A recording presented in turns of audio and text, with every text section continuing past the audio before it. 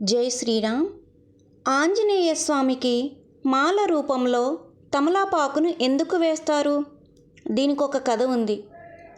ఆంజనేయ స్వామిని తమలపాకులతో పూజించిన వారందరికీ సకల శుభాలు, ఆయురారోగ్యాలు కలుగుతాయి అనడంలో ఎటువంటి సందేహమూ అక్కర్లేదు. ఆంజనేయునికి తమలపాకుల పూజ చేయడానికి ఒక కారణం ఉంది. అదేమిటంటే, ఒకసారి సీతమ్మ తల్లి అందించే తమలపాకుల చిలుకల్ని సేవిస్తున్న శ్రీరాముని వద్దకు వచ్చిన ఆంజనేయుడు శ్రీరాముణ్ణి, స్వామి, ఏమిటిది, మీ నోరు అంత ఎర్రగా ఎందుకయ్యింది అని అడిగాడు.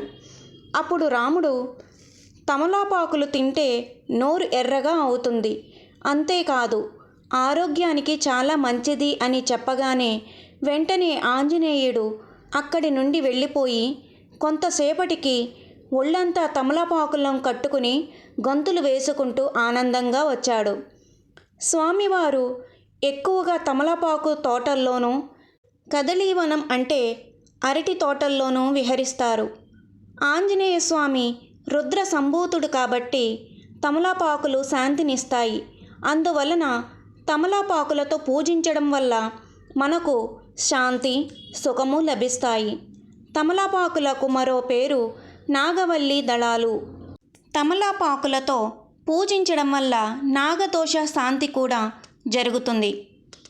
లేత తమలపాకుల హారాన్ని వేస్తే రోగాలతో ఇబ్బందులు ఎదుర్కొనే వారికి త్వరగా గుణం కనిపిస్తుంది. ఆంజనేయ స్వామికి తమలపాకుల హారాన్ని వేస్తే మంత్ర సంబంధిత పీడలు తొలగిపోతాయి. స్వామికి తమలపాకుల హారాన్ని వేస్తే సంసారంలో సుఖం లభిస్తుంది. స్వామికి తమలపాకుల హారాన్ని వేస్తే పిల్లల ఆరోగ్యం బాగుపడి వారు బాగా ఎదుగుతారు. వ్యాపారం చేసే సమయంలో చాలా నష్టాలు వస్తూ ఉంటే స్వామికి తమలపాకుల హారాన్ని వేసి తమలపాకులు, పండ్లు దక్షిణ సమేతంగా దానం చేస్తే వ్యాపారం బాగుపడుతుంది. స్వామికి తమలపాకుల హారాన్ని వేయిస్తే సంఘంలో గౌరవనీయ వ్యక్తిగా మారుతారు. శనేశ్వర దృష్టి ఉన్నవారు ఆంజనేయ స్వామికి తమలపాకుల హారాన్ని వేస్తే శనేశ్వరుని అనుగ్రహం కలుగుతుంది. వైద్యపరంగా నయం కాని వ్యాధులు ఉన్నవారు స్వామికి తమలపాకుల హారాన్ని వేసి ప్రసాదాన్ని తింటూ ఉంటే అన్ని రోగాలు నివారణ అవుతాయి.